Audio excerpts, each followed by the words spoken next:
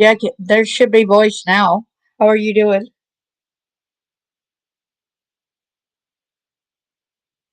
Can you hear me okay?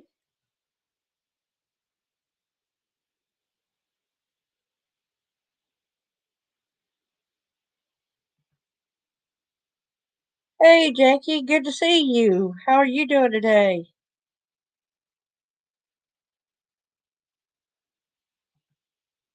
Happy Easter, everyone.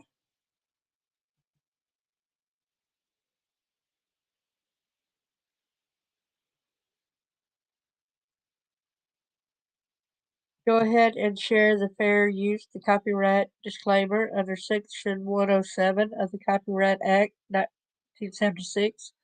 Allowance is made for fair use for purposes such as criticism, comment, news reporting, scholarship, and research. Fair use is a use permitted by copyright statute that might otherwise be infringing. Nonprofit, educational, or personal use tips the balance in favor of fair use.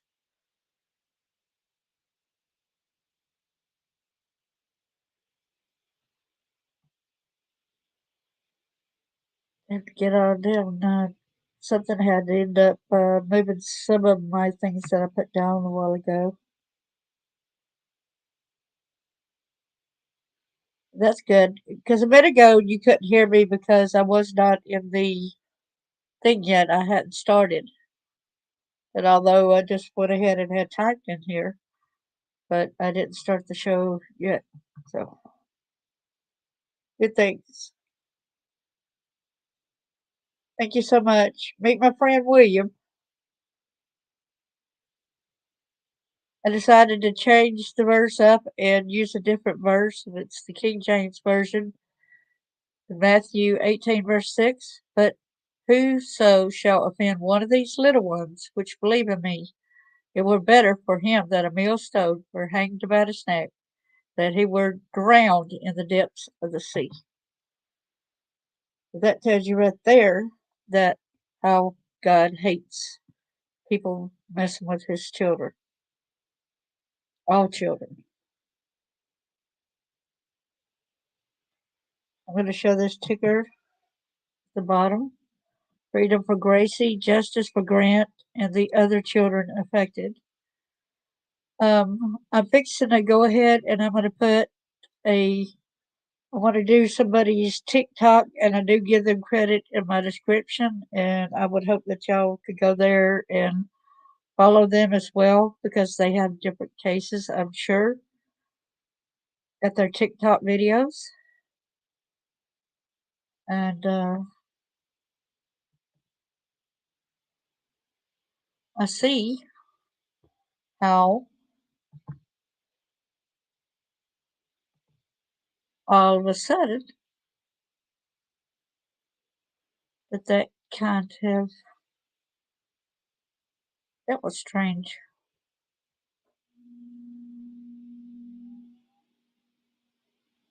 Got to find back out for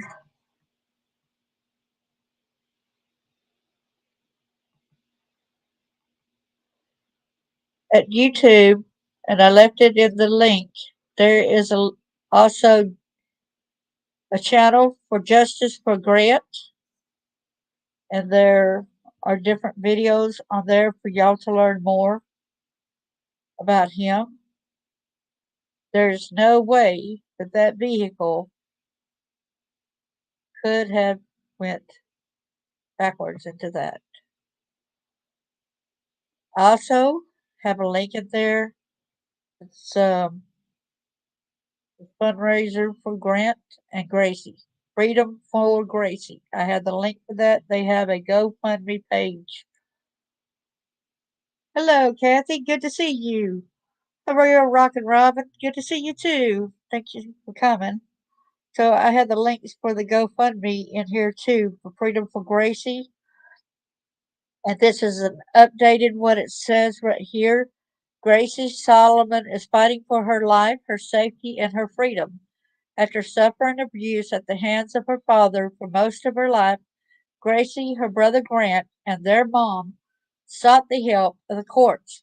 police, and DCS, but they were denied at every turn. Grant and Gracie were forced to live with their abuser for years. After she lost her best friend and protector, her big brother, Grant, who died under mysterious circumstances with her father as the only witness, Gracie couldn't bear it alone. She demands the safety and freedom that she's been denied over and over again. She demands justice for her brother. She demands accountability for the broken court system that failed to protect her and her brother. And the battle against her abuser, which has become a battle with systems, long-standing institutions, and religious affiliates, Gracie needs funds to help pay for her legal fees. She is not only fighting for herself, she is fighting for so many that have been abused by these same systems for years, and the ones that will be if things don't change. She could be fighting for you. If you want to donate, she and her supporters would appreciate a lot. No amount is too small or too large. All funds go towards Gracie's legal counsel, and if we are blessed enough to have any left over, we'll make sure it goes to Gracie or other foundations fighting for justice for children and families destroyed by these same foundations. Yes, and I do have it. Yes, I remember you, Artwood. Good to see you. Hello, Victoria. Good to see you also. Hello, Lady Seven Up. Yes, but they do. I do have it in the description down there on how you can go to her GoFundMe page. I think that's very important. And also have a link to her Freedom from Gracie YouTube page. And I am trying to get where my where my StreamYard will come back up, but it's kind of like fighting me at the moment. And her studio back in there again.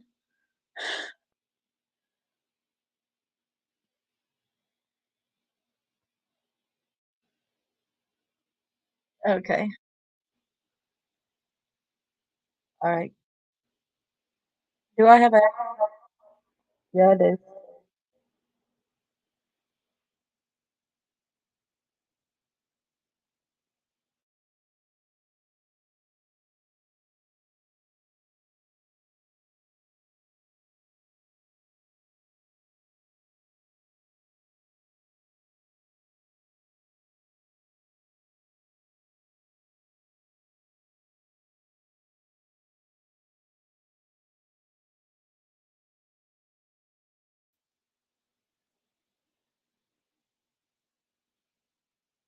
Trying to figure out why it's not showing me the StreamYard over here.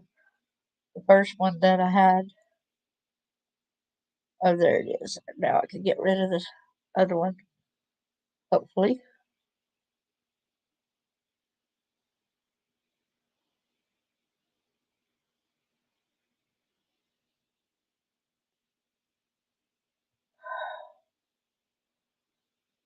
Can you all hear me?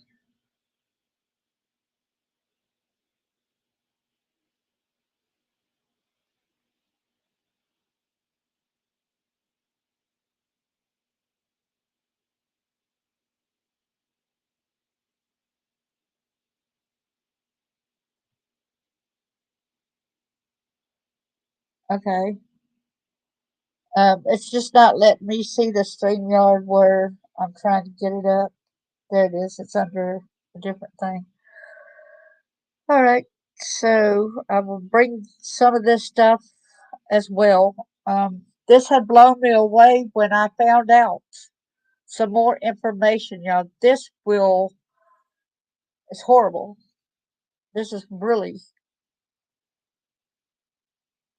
beyond belief.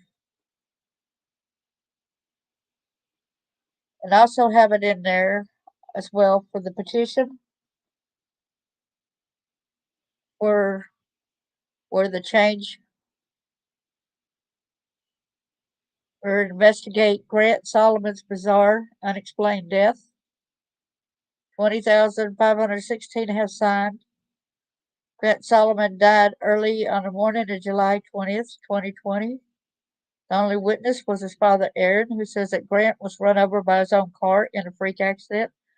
Now, pay attention to this. The only basically injuries that he's had, there was needle compressions, but that was from the medics. Okay, the only lacerations, and then there was a couple of bruises, but there was nothing about any kind of scars or any kind of damage that was done from him being dragged by the vehicle of what his daddy had said. But put in mind, I did share that as well.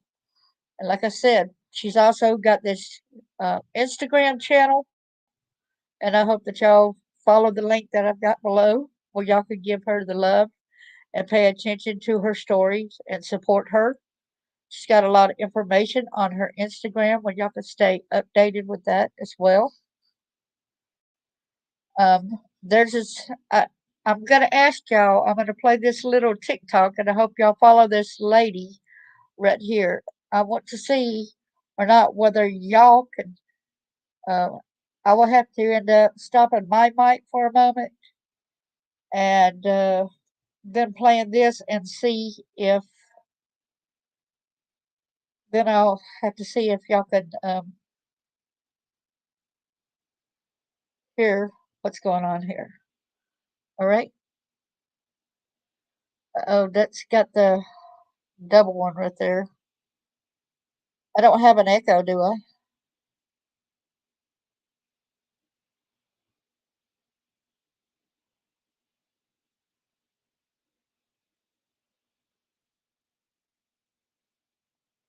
Do the settings right quick. Be sure to let me know whether or not that put a one in a few minutes. If you could hear the audio when I start the audio from that person's TikTok. Thank you so much for sharing that, Kathy. I got to go ahead and stop this.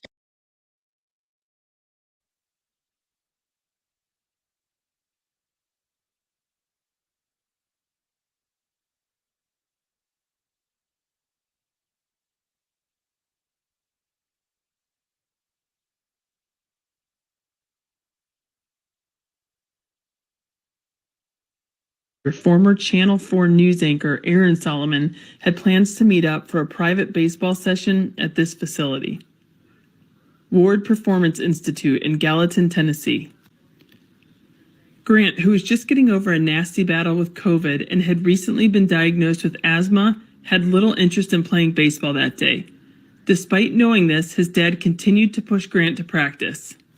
Grant's mom, Angie, didn't want Grant practicing either, and in fact texted Aaron 2 days prior stating, "I do not think Grant needs to be working out until his lungs are more stable. My opinion is on record. You are playing with fire." When Aaron didn't respond, she sent 2 more texts saying that Grant would prefer to practice on his own and didn't want his dad to come. The last thing Grant said to his mom before leaving the house was, "I don't want to die in Gallatin today." Despite not wanting to, Grant meets his father at WPI. Unfortunately, they would never step foot through the front door. Just minutes after arriving, Grant's father, Aaron, calls 911. My son's truck backed over him, and it's rolled over him and dragged him into the ditch, and it's on top of him. I'm trying to call 911. Okay, what's your name? Oh, my God. My name is Aaron Solomon. How old Yes. is the male? He's 18. He just turned 18 a couple weeks, about a month ago. Oh, my God, this is not good. Is he awake and Oh, please talking hurry. to you?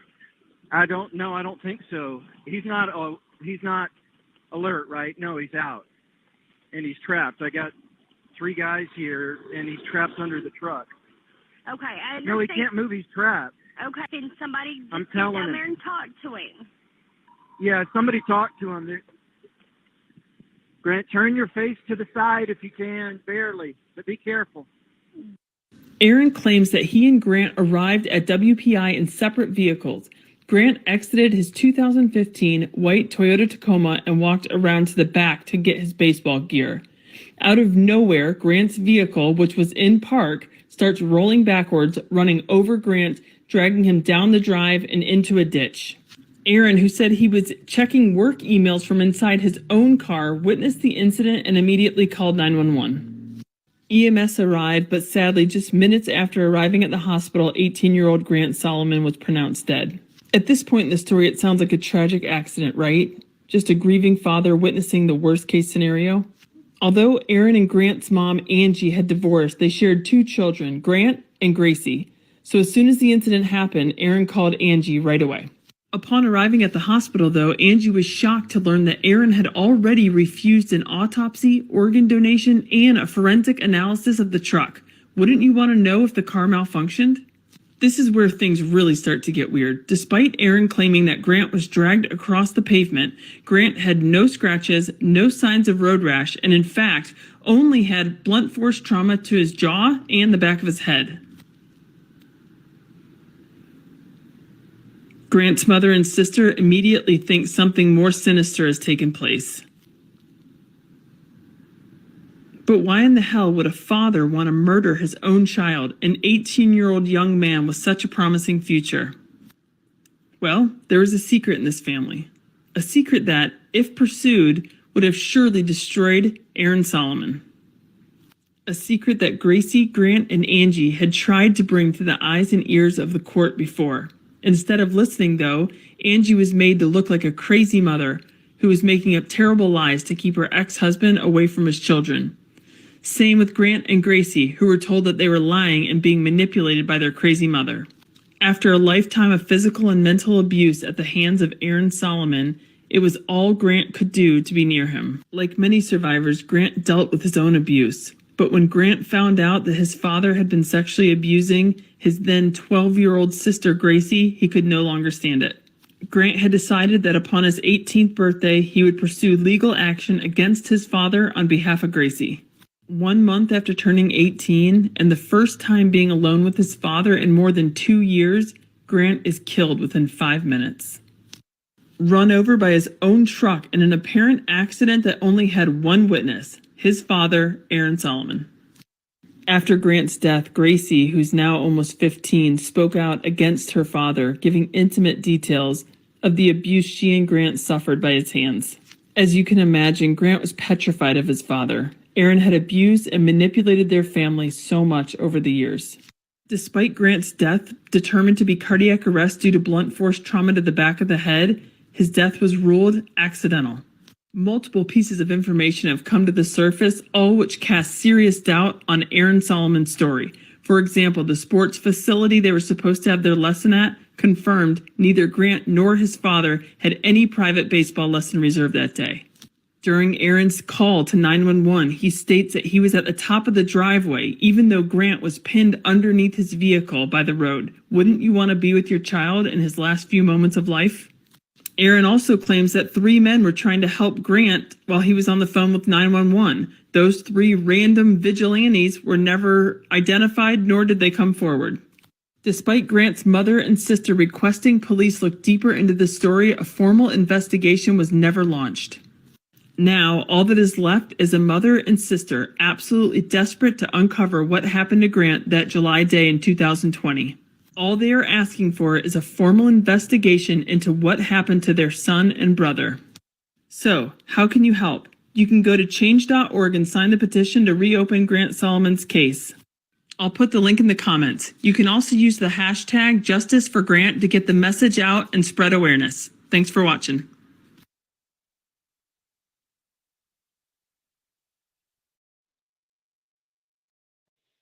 Well, thank you so much. I've got more information to share with y'all too. Can y'all hear me now also? This case has a lot of red flags, big time. But this even gets worse than what we had even anticipated. Okay, this is even worse. All right. I'm giving credit where credit is due to this I don't know where that other one went. Okay, get rid of that one. All right. This is taken from reentry.co, Saint DY MPHNA. Okay. I don't believe you. Happy Easter. Good to see you. I don't believe you, Mrs. Solomon, on gaslighting, spiritual abuse, and murder in the South. Saint Dymphna had written this column. I'm giving them credit. Gracie Solomon, aged just 14, and her mother, Angela Huffiness, have found themselves in an extremely precarious position. Not only, they say, were they abused and betrayed by those they trusted, but also robbed of their beloved brother and son Grant, and shunned and silenced by the community they called home. While she had told these confidants about the alleged abuse for as long as she can remember, it was a public allegation Gracie made against her father, Aaron Solomon, that led many to turn their backs on Gracie and her mother. Among those who dismissed their plight were former friends, teachers, church elders, the Williamson County Sheriff's Office, DCS, and several judges. Exactly. But it goes beyond that in the near the end of the page. So we've heard a lot of this, but there's some more to this story that's with the people that's involved than the Gracie and Grant Solomon thing. It goes even deeper, you guys. This is what I'm fixing to show y'all where the trouble is, okay? The sins of the father. According to the affidavit Gracie Solomon filed, Aaron began sexually abusing his daughter when she was only around 6 years old. At that time, Gracie recalls her father touching her in a sexual way while bathing her and penetrating her digitally. Digitally, if y'all don't know what that means, digital means fingers, okay? That's when I took medical, they call digits to fingers, okay? That's with a bar of soap. Aaron also abused his family emotionally and physically. They both stated in various documents that Aaron would mistreat them, hurt them physically, psychologically, and emotionally, and behave in manipulative and controlling ways towards them. And Angelia finally sought a divorce from her husband. He also started withholding their mother from the children, and according to the children's psychiatrist's statement at one point, even told Gracie that their mother had died. Happy Easter. This is the sicko right here. And you know what's even sad? He was even over our kids' Tennessee for child abuse, sexual abuse cases and stuff. He was over that as well. How sick is this? He was also a part of that organization. The parallel realities the Solomons live in is best exemplified by examining the moment their marriage ended. According to Angelia's statement to three separate medical professionals who examined her after the fact, Aaron tried to strangle her in a fit of rage using the electric cord of a hair dryer. She further stated that the alleged assault took place after she and her children had decided to seek shelter from his abusive outbursts, locking themselves in the master bedroom of the house. Gracie concurred with this in her video as well as in her affidavit. David saying that Aaron has hurt my mom a lot. And see, the thing about it is, um, Grant had even went into the bathroom and seen the cord wrapped around his mama's neck. He tried to help her. It's not saying it in this thing, but I had read it before and or heard it in their testimonies. In this version, yeah, in this version of the story provided in his statement to the hospital that treated Angelia, Aaron acknowledged that his family had taken to sleeping in the same room together without him. I don't blame them, do y'all? Y'all blame them for trying to keep the kids safe and her safe? I don't blame her at all.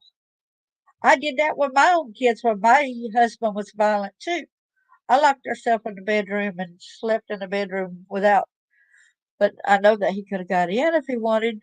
But the thing is, at least we would wake up instead of be woke up with being hit.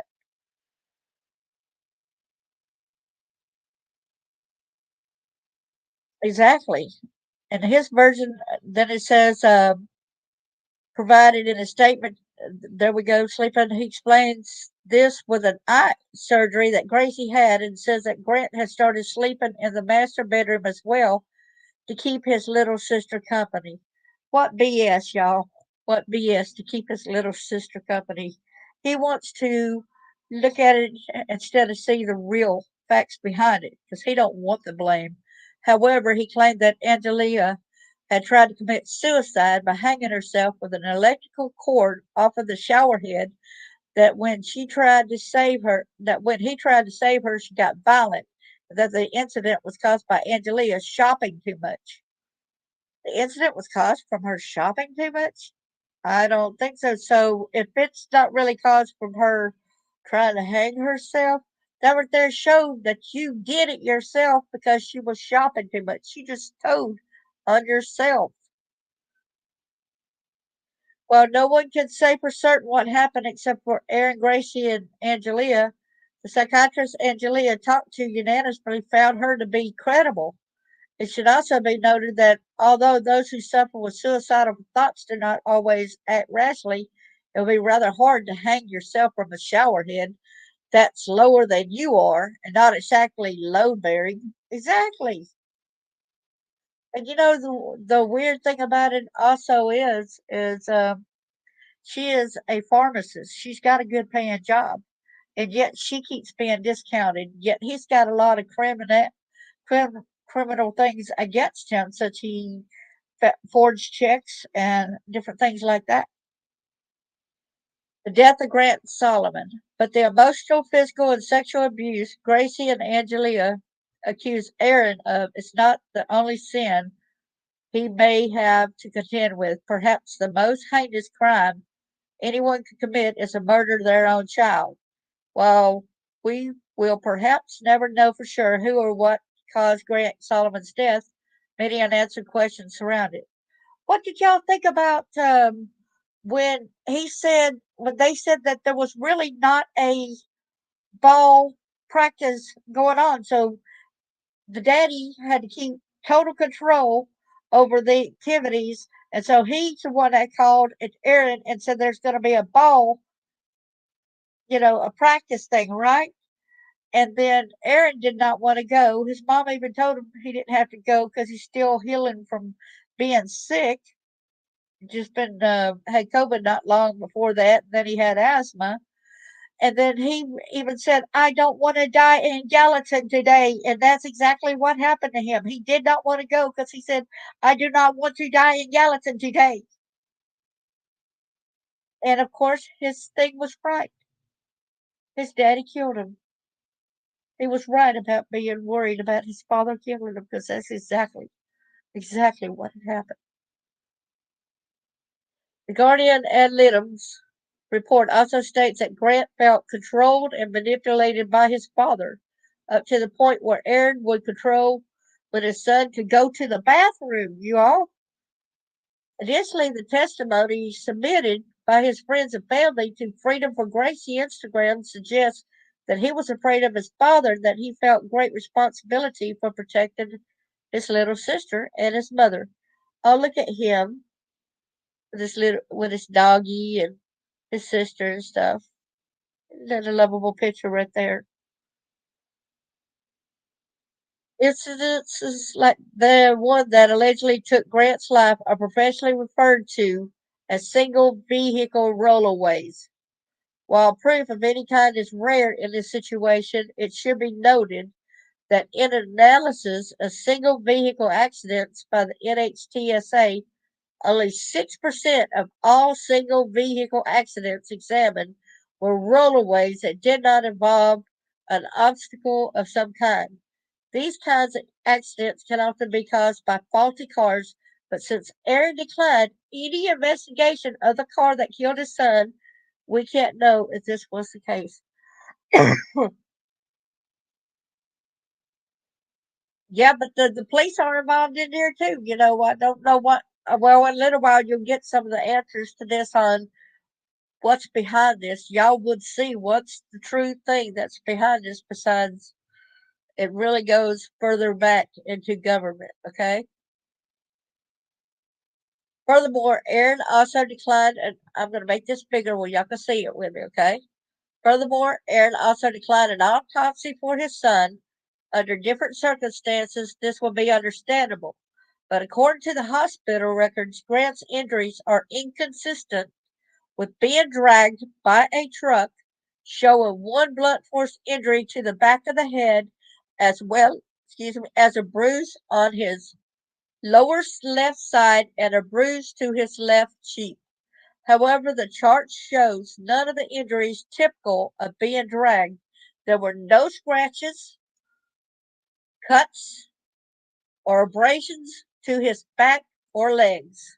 While we don't have any statements suggesting that Aaron regularly physically abused his son, there is ample evidence to suggest that he is narcissistic and prone to uncontrollable fits of rage. That Aaron's very limited statements as to how the accident occurred are also inconclusive at best. This person's created a timeline to visualize the events leading to Grant's death, which you can find in the link bin below. As is so often the case when it comes to allegation against Aaron Solomon, Gallatin Police Department opened and shut the case. When Angie asked for it to be reopened due to the many unresolved questions surrounding the incidents and the overwhelming grief of not knowing who or what killed her son, Gallatin PD flat out refused. Put in mind, he's also got big ties with money because he worked for Merrill Lynch as well, a Merrill Lynch advisor. Here's a betrayal of trust. Although so far one might perceive Aaron to be rather unlikable, he has many friends.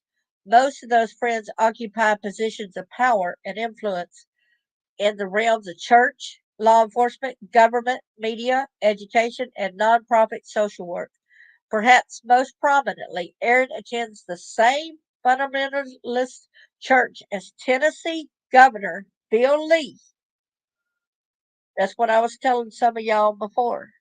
While this church, Grace Chapel, has stated in a cease and desist issue to writer Shannon Ashley that proper membership in their church is predicated upon completion of some class or other.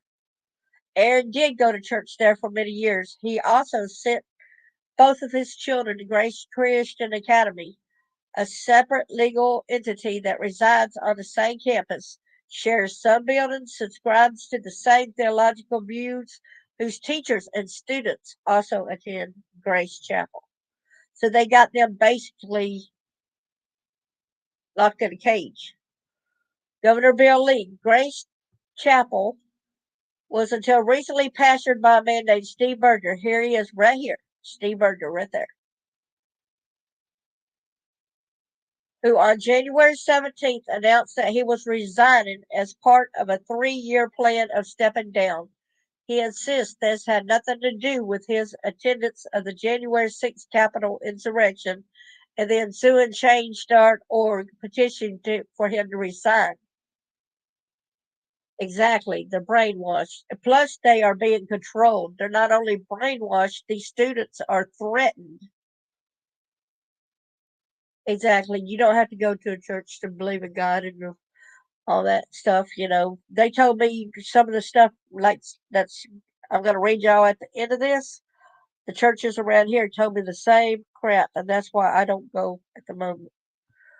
However, as a founding pastor of Grace Chapel and a partner in the founding of Grace Christian Academy, it is clear that the beliefs and teachings of Steve Berger have greatly influenced both of these institutions. This tried legally distinct construct the school, church, and pastor all claim to have not known anything about any abuse, which evidence would seem to contradict. See, they're denying that they knew anything, but the evidence contradicts it, okay? Gracie's mother has released emails and text messages she's exchanged with them, and other sources that testified on the Instagram page concurred that sexualized violence and abuse was at the best ignored by the private school and at worst encouraged.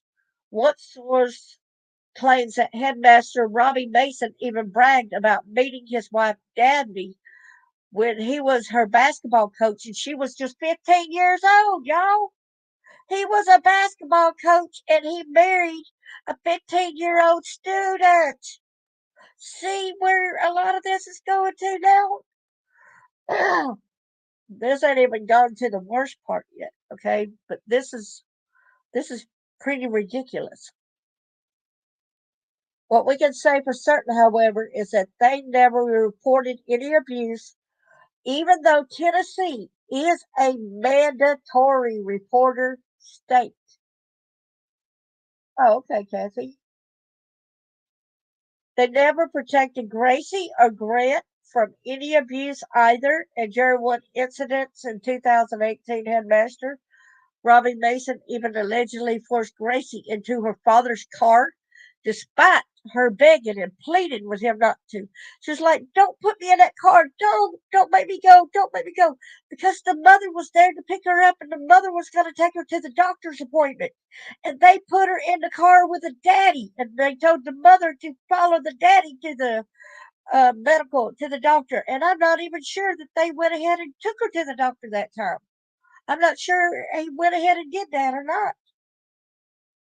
Unless he went ahead and took him to their own doctor to get whatever results. But she had a doctor plan to look her up and find out and to prove about her being SA'd. Yeah, there's a lot of things that's happened in a lot of churches. I wasn't really taught about God from the start. I was just abandoned and all kind of stuff. And later on, the first time I can remember the very first time we went to a church, and we might have went to a tent meeting church before, but I've always felt very heartwarming when I heard that song "Power in the Blood," you know. And then uh, we went to we moved from Decatur, Alabama to Huntsville, Alabama, and the minute my foot hit the ground, I had that thought, "I'm home. I am home." I had never had that sensation or felt like that ever before in my life that I am home. Right when my foot touched the ground at that church. That was kind of weird. What we can say for certain, however, is that they never reported any abuse, even though Tennessee, that's what they're claiming, right? And so she was begging and pleading. Now that the allegations are public, Grace Chapel is denying any mishandling of the case. Of course, they deny. They don't want to take responsibility for their BS. Instead, Berger Ministries is demonizing survivors of assault. Grace Christian Academy does, however, send out aggressively threatening letters to anyone who speaks about this matter publicly. They write them and threaten them. That sounds like about somebody else that we just got through hearing over there at Lip Locks, don't it? Prominent guests at Grace Chapel includes the power couple of Jack Johnson, Republican state senator, and his wife. See, look here. This is right here. This is the main problem right here. Him and his wife. This guy right here, Republican state senator, and his wife, Judge Deanna Bell Johnson, right here. These are the two main culprits that are the major problem. These two. Y'all remember this name? These names. Jack Johnson and Judge Deanna Bell Johnson, the judge who signed the order forbidding Angelia Solomon from seeking any legal redress for the abuse she and her family have suffered. Coincidentally, Judge Johnson had made a habit of troubling rulings against victims of abuse and assault, as can be seen in how she treated the victim in the Brentwood Academy case. Yes, guess what? There are other cases. There are other cases that they did this too. This is where y'all are going to be shocked, okay? At August of 2017, remember her page, and she's a judge. And remember also that she's a part of this organization. In August of 2017, a sixth grade student was sexually assaulted and raped by several older pupils in the locker room at Brentwood Academy.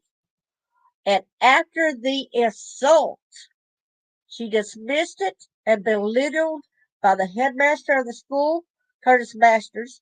Judge Johnson ruled that the case had no merit to her being raped, and she dismissed it with prejudice.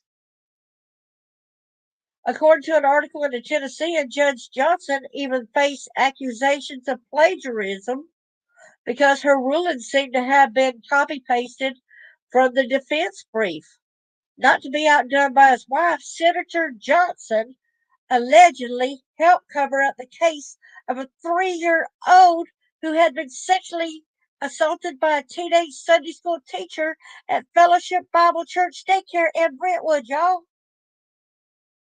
They are helping, so it goes beyond the Gracie and the Grant. These two culprits right here, everyone in that organization. This is a senator of Tennessee. This is a judge in Tennessee. He went to the same church as Grant Solomon and Aaron Solomon and all that. She should have not even heard the case. She had, she knew them personally. She had no right to doing what she did either. And Governor Bill Lee, I will not vote for him again. I am sad to say that I voted for him the first time. But had I known this prior to his election, I definitely would not have voted for him. Okay. I am mad at myself for this. I am really angry with myself for voting for him. I will not vote for him again. Although he does not worship at Grace Chapel. Yeah, only stop when we bring it to light. And I'm bringing it to light too. Yeah, it won't happen for me again either. Although he does not worship at Grace Chapel, Philip E. Smith has been criticized for similar attitudes as his colleagues, who went viral a few years ago. Put in mind, Judge Philip E. Smith, remember that name. So if you ever see him running for office or for judge, or you vote for judge or anything and you're in the area, please don't vote for him again. He went viral a few years ago for an outburst of rage from the bench in which he screamed at female attorney Cynthia Cheatham. Later on, Judge Smith neither explained nor apologized for the incidents, stating to Fox 17 that I stand by what I said. It was the same Judge Smith who not only excluded the testimonies of 3 medical professionals, all of which were in Angelia's favor. He also dismissed her claims that Aaron had tried to strangle her, responding, I don't believe you. I do believe she tried to commit suicide, and yet it was proven that she didn't, that she was mentally capable, that she did not do this. She was truthful in what she said when they had her in there overnight for an observation, and they found out that she was being truthful. Additionally, several sources have confirmed to me that Judge Smith is rather friendly with Aaron Solomon's legal representation, D. Scott Parsley. Ooh, so he's friends with his lawyer then. Okay. Both of these judges have sworn and signed oaths of office which state that they should rule fairly and impartially. Whether this is what they currently do it, I will leave to the reader to decide. The church is not Aaron's only source of supporters, though.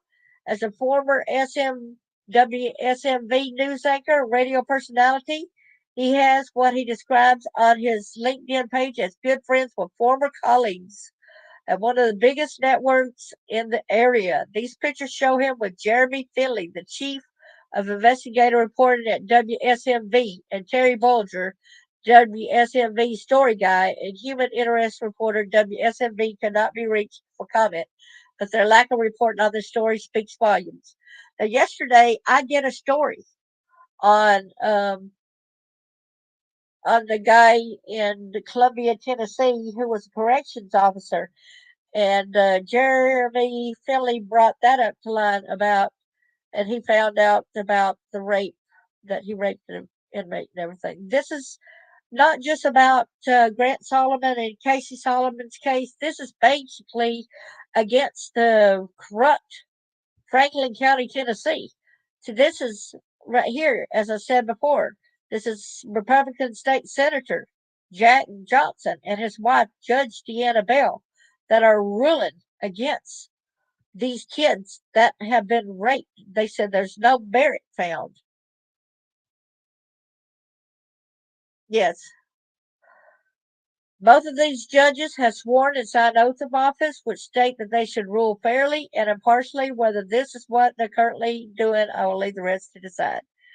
And I read that part, and there's when Aaron worked for news, but he was fired. There, Aaron Solomon, the dark above, and then there's his best friend, fellow Grace Chapel attendee, personal friend to Steve Berger, and viral sensation in his own right, Sam Johnson, who garnered much media attention last year when he filmed going out of his way to attack and demean a boy wearing a dress at his high school prom. Okay. Each their own. After Gracie's allegations emerged, Sam, who both Gracie and Angelia had blocked because of his abusive and manipulative messages towards them, used his dog, Governor's Instagram page to chastise them for speaking up. They got chastised. They got blamed. They got threatened. In his message, he said that talking about the allegations publicly brings shame on Jesus' name. That's what the churches told me here. They told me I need to shut up and don't talk about being trafficked. Don't talk about being sold uh, child pornography.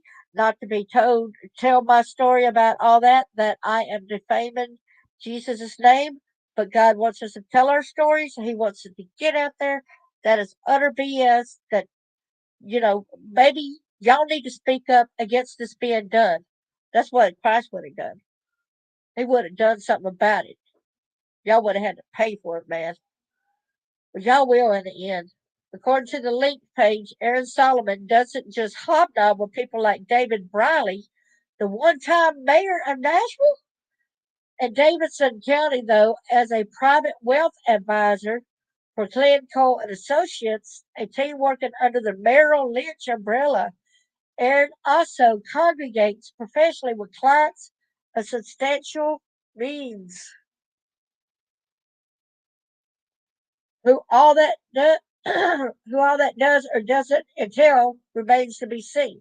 But it should be acknowledged that a job like that comes with significant social capital. Clint Cole and Associates could not be reached. Comment at the time. Remember, y'all, I'm going to remember that name and never to do business with them. Clint Cole and Associates. Merrill Lynch as well. And finally, we should forget his years of volunteer work with Our Kids Tennessee. I told y'all about that. It was led and founded by Sue Fort White, a nonprofit organization that provides services to vulnerable child survivors of sexual abuse. It provides services. Our Kids have had so many connections to social workers, guardians, CASAs, lawyers, and judges would reach for comment. Sue Fort White said that Aaron Solomon resigned from the board in 2016, but was merely attending the nonprofit's events as a guest. Although there's evidence to suggest that Aaron started a fundraiser for Our Kids Tennessee as late as 2020.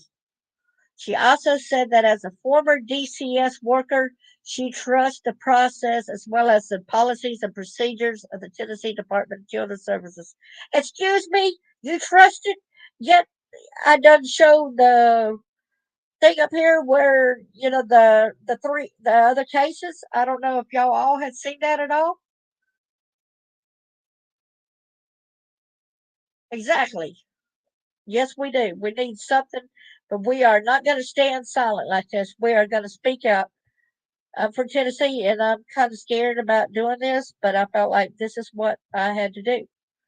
I'm not going to stand by and just let it happen. So that's her. Then there's spiritual manipulation. But how could this situation even come this far?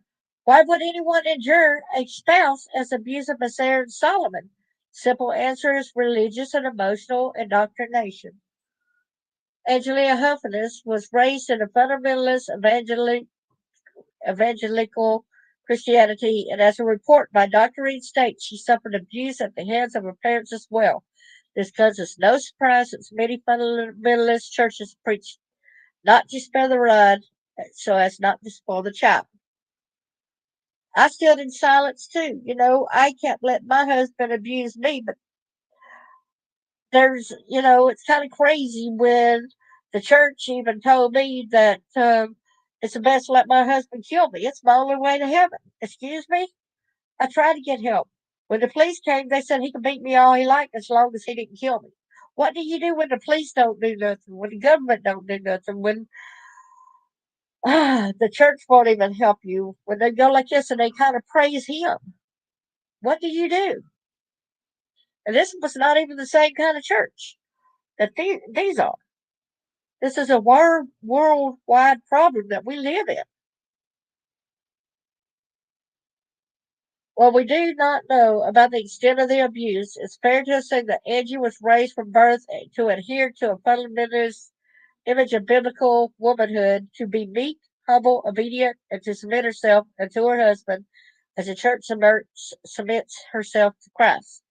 Angelia's own father, himself a lifelong evangelical, sorry, I'm getting tongue tied here, told his daughter, who was scared for her life and that of her grandchildren, that he would pay for a lawyer to lift a restraining order against Aaron, but not want to help her get a divorce. Dr. Murphy, who treated Angelia in hospital after Aaron allegedly tried to strangle her, notes in his report that patients' parents also seem to be unreliable sources of information. Yes, it don't cost anything to speak up. Risk and Bear offered to help loads in life and get ruffles. Some did help. The point was more macro with the systems. I speak up as well. The mindset of constant self-depreciation and unworthiness implanted by abusive pastors who claim, get it right there, claim, abusive pastors who claim to serve God is the ideal breeding ground for an abusive marriage to a narcissist who thinks he is God, with the victimized spouse caught in the role of the perpetual scapegoat. Grace Chapel and its legally district founder Steve Berger preached that the biblical definition of and instructions pertaining to sexual ethics in all circumstances, and in the biblical definition of marriage as being between one man and one woman for one lifetime. Interpretation of the Bible is a contentious issue, and the quote could mean anything from condemning adultery to disallowing divorce to legitimizing spousal abuse and marital rape.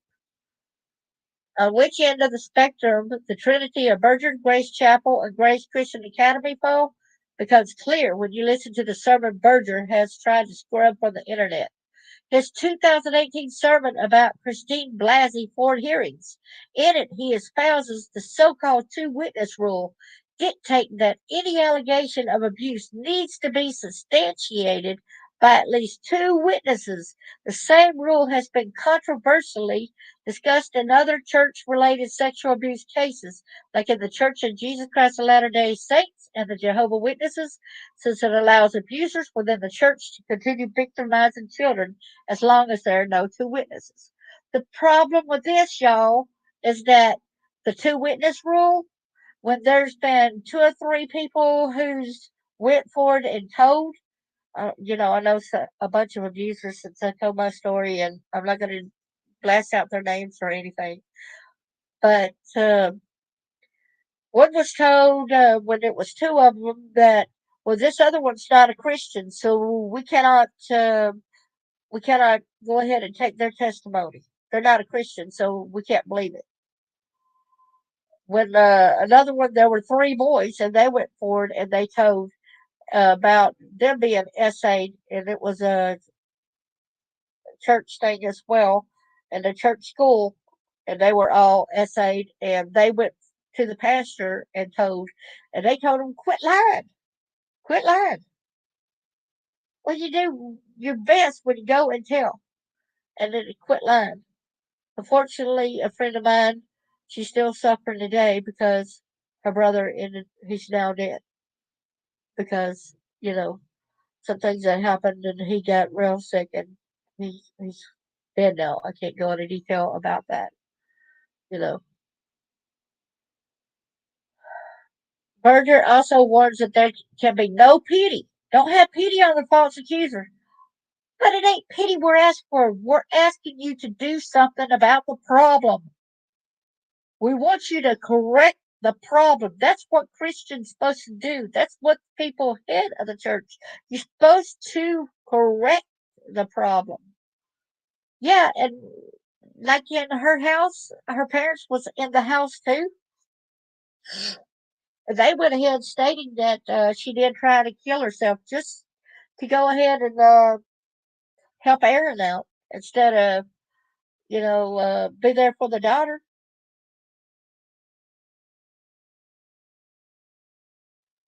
And it said statistics show that false accusations are exceedingly rare. Between 2 and 5% of sexual assault allegations are fictitious. But as Gracie's attorney Alex Little points out, sexual abuse is one of the hardest crimes to detect, prove, and prosecute, since there usually aren't any witnesses. Essay and assault are by their very nature private crimes, not typically the kind of stranger danger assaults children were warned about in past decades. It follows then what Pastor Berger is really saying here is don't have pity with victims. Exactly. Report anything. So when I went away from my husband, instead of going to the local hospital, I went to a different county and went to their hospital, and then I went to an abused woman's shelter. What I think had happened this summer, I don't really know. There are so many things. Like, um, there are just so many things. The very first time I heard about the summer thing, um, it was kind of strange. I didn't even know the full story or nothing. You would not believe what came to my head, and then I just kind of swept that out of the way because I was messing with Joe Clyde Daniels' case was closer to me, and it was a new case, and I was all about worried about that 6-year-old who could not talk, who could not speak, who had no voice. He was autistic. I was very concerned about him. But I'll tell you what I did feel when right after I heard it, all of a sudden I just seen that she was down there at the bottom shed. Somebody came and picked her up and they just handed her off. And that's what I saw. I don't know why I saw that, but that's all I saw. And I just swept it. I don't know why I saw that, but I'm just saying that's what I had seen. Okay. So I don't really know what happened as far as that. I cannot trust anything they said. The timelines are way off. Um, and everything. And I do think it's kind of weird that after Don got off, where's the first place he went to? He went down that shed, didn't he? Kind of think that that's kind of strange.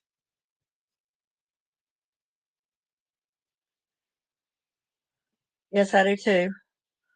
Well, recently, Pastor Steve has streamed a series of sermons entitled Exposing the Enemy, Securing Our Victory. Securing Our Victory? Exposing the enemy and securing our victory?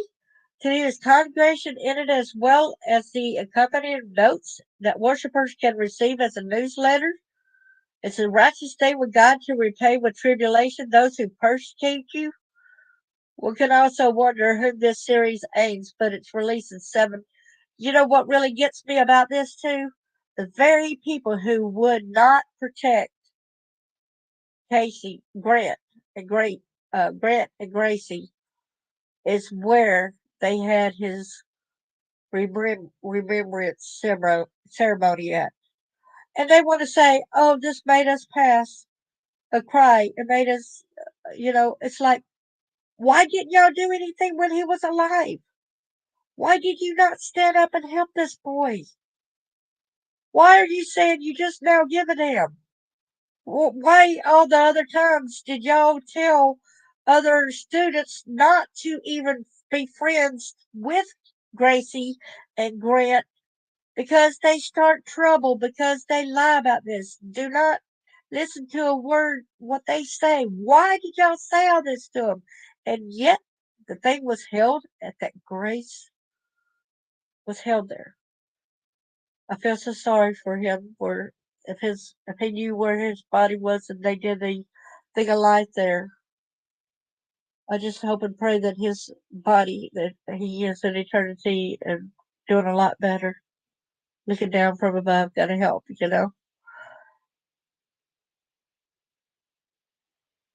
He further says not to pay attention when lies seemingly supported by outward circumstances, to keep patience, obedience, and promise in his ministry, and guard your heart from bitter, vengeful, hated, which mirrors the language used by Sam Johnson in text messages sent from his dog's Instagram page. Yet, this is what he said: in disclosing the abuse brings shame to the name of Christ and on the church, and to do this out in open public. He wrote to the abused and bereaved mother and daughter, further stating that he loved them all, but that had the immense hate built up in their hearts. Well, excuse me, you did not protect them. It had to be brought to light. This was a thing where you are allowing this. You're going ahead and handing the daughter over to the abuse of the sex offender when you are told that what he is doing. You are not protecting the kids. You tell the other kids not to be talking to these kids. All this other kind of BS. So yes, it needs spoke about into an open public, and I'm glad it's it's bigger now and coming out more for more of us to know and to find out. Yeah, I hear that she's just a friend too. I hear that the friend does not know. Yeah, a lot of them I noticed have not been friends to them until after Summer's missing. So how do they know really what happened? How do they really know? They were not there. Then it says, this too shall pass. But while Aaron Solomon and Grace Chapel try to see their way out of this situation, which they're trying to see their way, which I told you they got a senator that goes there, they got Governor Bill Lee that goes there, they got big wigs that goes there with Merrill Lynch and all that people that goes there. This is horrible, and I don't see why they're not getting prosecuted by because it's mandatory reporting when somebody says about child abuse. It's mandatory. Why are they not getting in trouble for not doing anything about it? What about us turning it around? And I want Bill Lee. If Bill Lee is so innocent, I know he can hear me if he's going to listen, but he's got a lot of weight he could pull. He needs to do the right thing, make his heart right with God, do the right thing, turn against these others, and get this job done and make it right. Stop covering up for the devil things. This is not of God. What you are all doing is not of God. It is of the devil. You are doing devil stuff. You are not doing godly stuff. So if y'all want to put this in terms of it being godly, that you're telling them this is not of God, that y'all need to be quiet. This is not of God. You are disgusting pieces of crap to put this on our kids. Kids supposed to be kids. You're supposed to love nurture and bring them up in the ways of the Lord. You are not supposed to bring them up and say, you do what I say. If I want to essay you, I can essay you. Just keep it quiet. Shh, shh, shh. And like that one guy that started that thing, didn't I say when he started it? And he was a coach at one time and he met his wife at 15-year-old. 15-year-old. Oh, disgusting, y'all.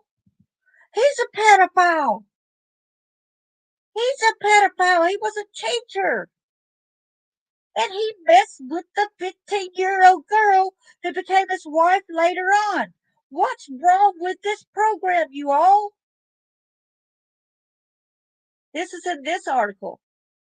This isn't in Tim's. This is in this article that I'm doing right now. And I've got it saved below my description thing, all the different links. But while Aaron and Grace Chapel try to see their way, like I said, it said they're trying to intimidate the folks who speak out by brute juristic force, and Steve Berger, those who adhere to his teachings, pray for God to smite their accusers. What is next for Gracie and her mother?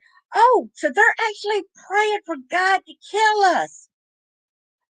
They're actually praying for God to smite the accusers, y'all. They're praying to God to get rid of us.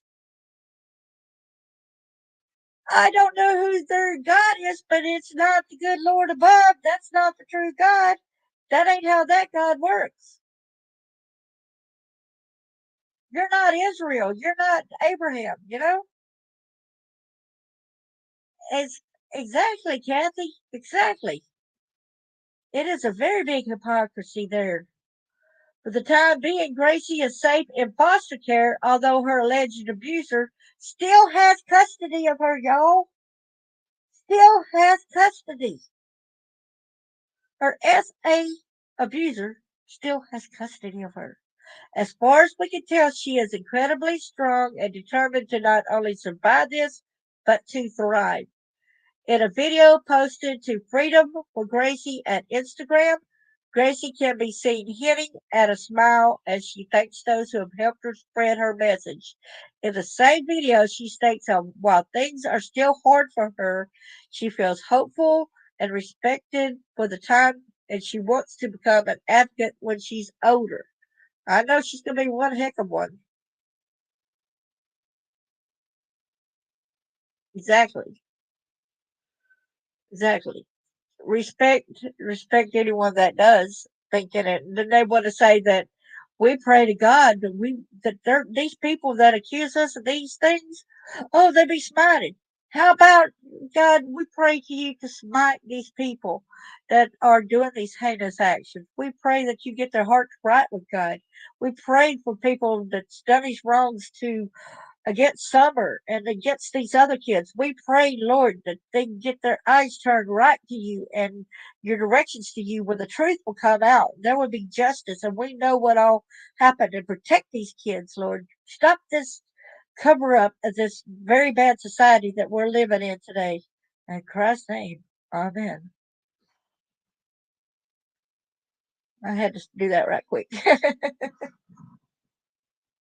Exactly. I'm not giving my power up at all. Somebody did say that we need to do a prayer sometimes when for these kids and stuff.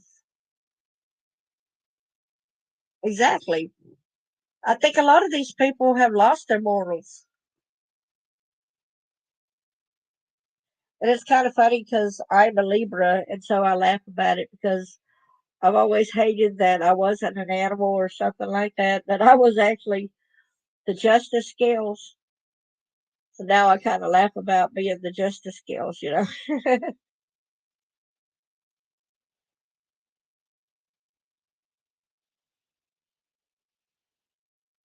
Kind of like an oxymoron in itself.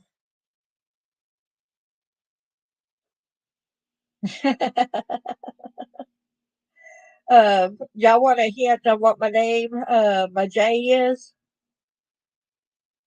J stands for Jeanette, and which my family did name me that. And my family always told me that I was a mistake to God. And you know what's funny about the name Jeanette?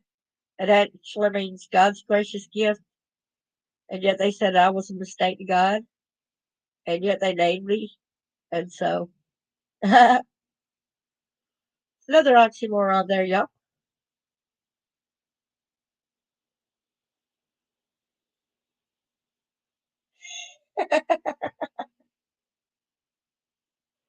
There's another one up on them, isn't it?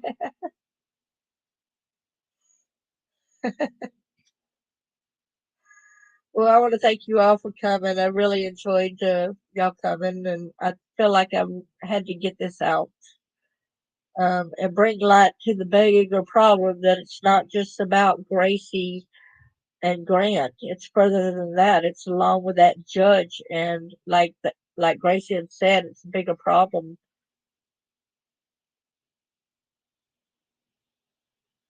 Thank you so much, Arctic. I appreciate that. Yes, we have. Thank you for reminding me. Y'all stay safe too, and thank you so much. And I want to say enjoy your rest of your holiday. You afraid of my light? Yes, I think so too.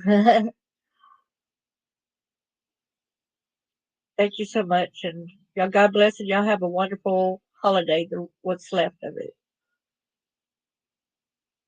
Thank you so much. I really admire each and every one of y'all, and thanks for coming in here and talking with me. And we discussing this problem, and y'all can share it if y'all want to. I don't care because it does need to get out there. I do have a lot of info that when you bring down the box down there where you can go when you can sign the petition for grants, for his investigation to be reopened and all that. If you can remember to do things like that and sign that because he deserves justice. Thank you so much. God bless y'all.